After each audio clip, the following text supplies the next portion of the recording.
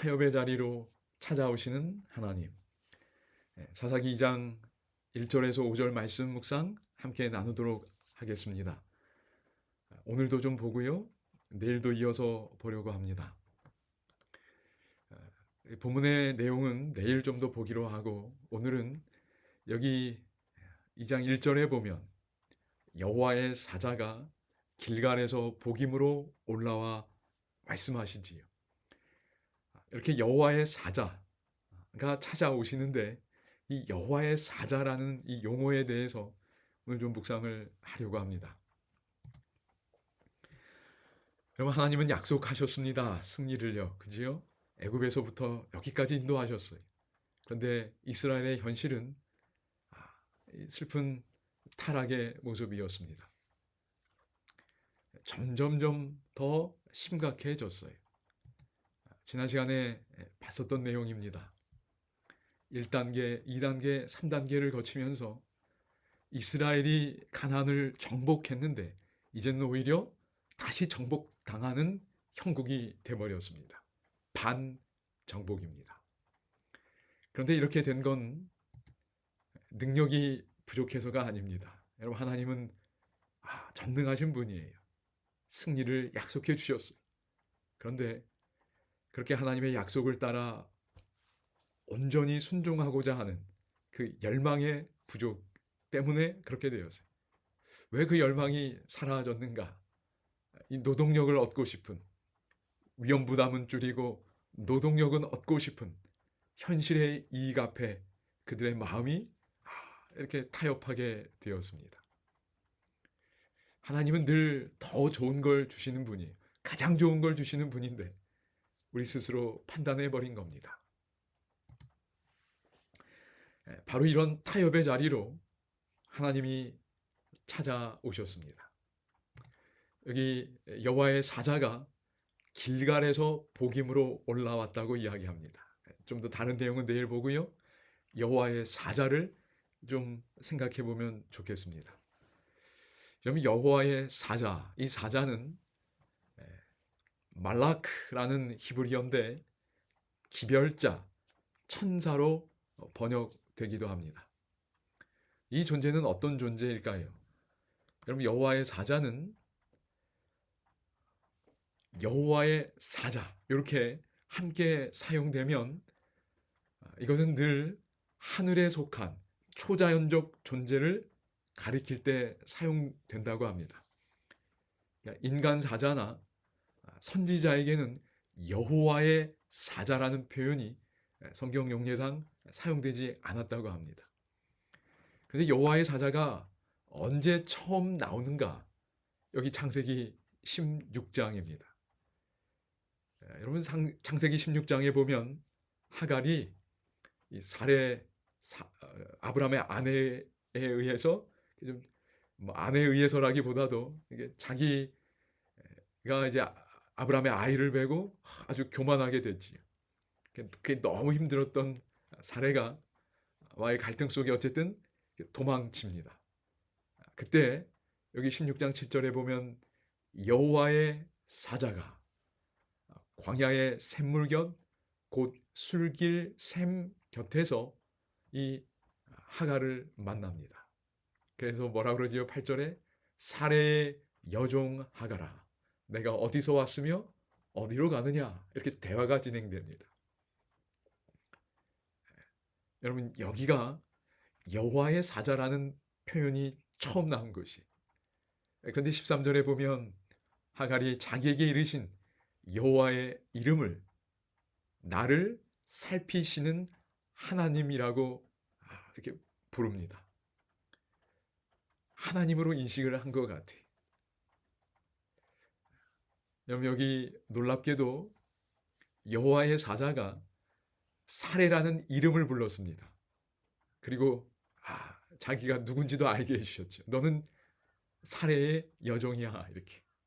근데 여러분, 저희가 다 살피지는 못했지만 학자들이 연구해 보니까 고대 근동 문서에서 신적인 존재가 여성을 그 이름으로 부르는 경우는 이 경우가 유일하다고 합니다.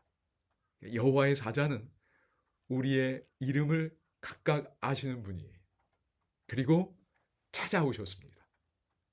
그 힘든 고통의 장소로, 그 상황으로 찾아오셔서 대화를 하시는 분이 여호와의 사자입니다.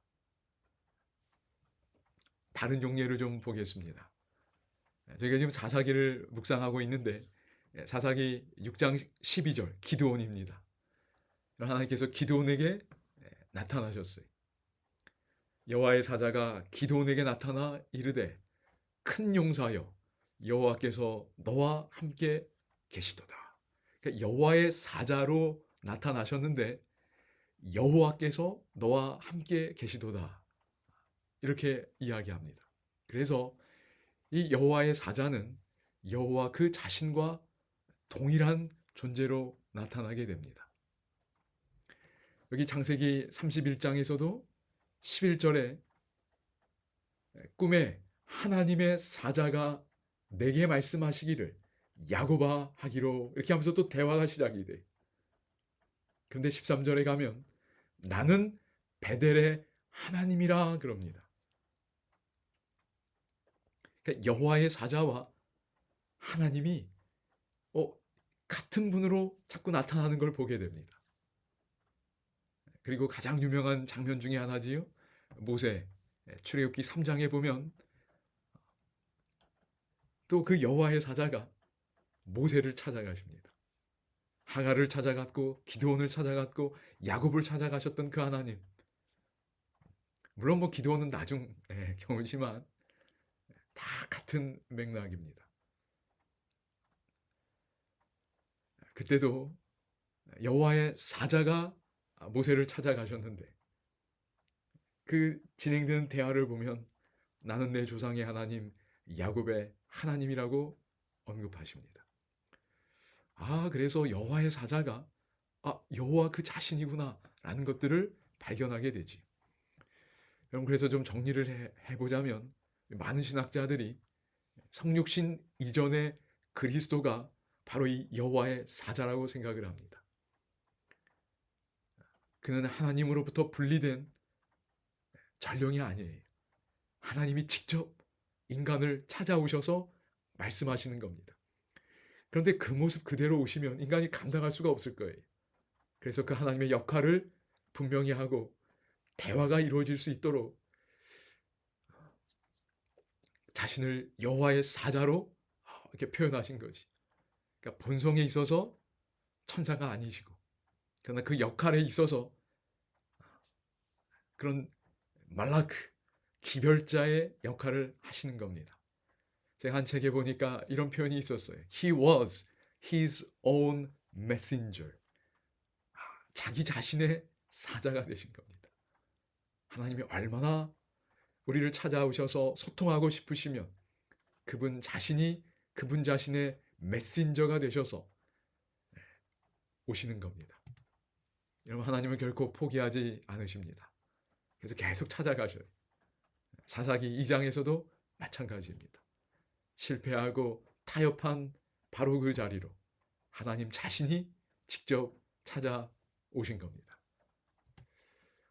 여러분 오늘 혹 우리는 어떤 현실 가운데 살고 있는지요? 하나님께서 오늘도 우리를 찾아오신다고 저는 믿습니다. 말씀으로 찾아오시고 때로는 사람을 통해서 찾아오시고 여러 섭리의 사건들 속에서 하나님의 손길이 우리에게 임하고 있음을 믿습니다. 하갈이 여호와의 사자와 대화했던 것처럼 야곱이 기드온이 모세가 그랬던 것처럼 오늘 우리도 우리 하나님과 여호와의 사자이신 그분과 대화할 수 있기를 바랍니다. 창조주이자 구원자이신 주님, 오늘도 나의 타협의 자리로 내 연약한 자리로 슬픈 마음 안고 찾아와 주시는 그 사랑에 감사드립니다. 주님의 언약이 영원히 변하지 않음을 믿습니다. 때때로 내가 작은 이익 앞에 무너진 자리마다 주님의 손을 다시 붙잡게 하소서. 주님의 그 사랑에 오늘도 온전히 반응하며 나를 찾아오시고 내 이름을 아시는 여호와의 사자이신 그리스도와 성령님을 통하여 교제하는 이 하루가 되게 하옵소서. 예수님의 이름으로 기도드립니다. 아멘.